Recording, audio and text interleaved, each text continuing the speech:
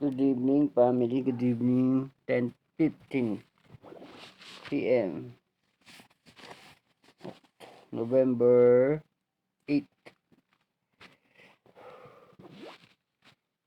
Babasahin po natin ngayon. Lucas 11:29 hanggang 32. Ang pamagat po ng aklat ay hinanapan si Jesus ng palatandaan.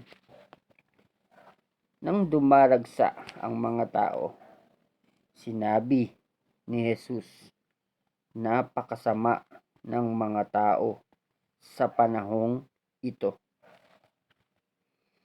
Naghahanap sila ng palatandaan mula sa langit, subalit walang palatandaang ipapakita sa kanila maliban sa nangyari kay Jonas.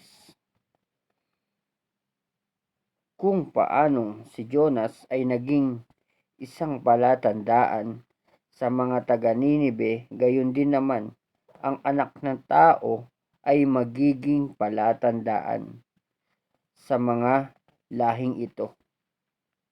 Sa araw ng paghuhukom, sasaksi ang reyna ng Sheba laban sa lahing ito, sapagkat naglakbay siya mula sa dulo ng daigdig upang mapakinggan ang karunungan ni Solomon. Ngunit naririto ngayon ay higit na dakila kay Solomon. So, intindihin po nating mabuti ito. Sa araw ng paghuhukom, sasaksi ang mga taga-Ninibe laban sa lahing ito, sapagkat nagsisi sila dahil sa pangaral ni Jonas. Pakinggan ninyo, lalong dakila kay Jonas ang naririto ngayon.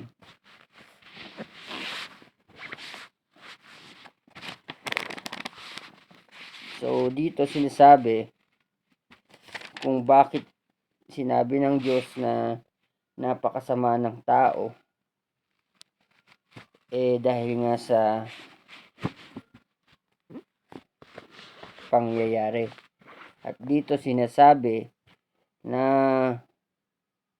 noon kung paano naghirap ang reyna ng Sheba, mapakinggan lamang ang karunungan ni Solomon. Ibig sabihin, nagpagod siya ng matindi. Ngayon, yung mga ibang-iba sa pananampalataya ngayon. Samantalang sinabi dito na higit na dakila ang naririto ngayon kesa kay Solomon. At sinabi pa, nasasaksi ang mga taga-Ninibe laban sa lahing ito dahil sa pangaral ni Jonas. Pinakinggan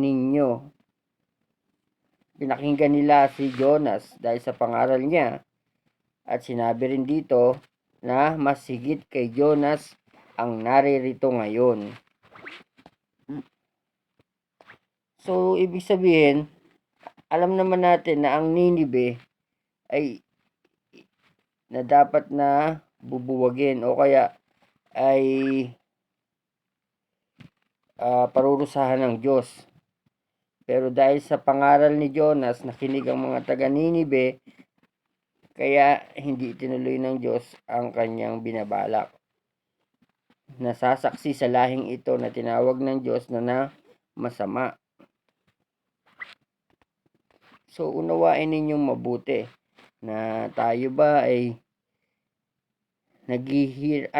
nagsisikap na aralin ang salita ng Diyos at nagsisikap na sundin ang kanyang kalooban upang masabi natin na tayo ay hindi dapat dumadanas ng mga sakuna o mga pagsubok. O baka ang ginagawa natin ay tumatawag lang tayo sa Panginoon pagka mayroon na tayong dulubyong nararamdaman o mayroon na tayong bighating nararanasan.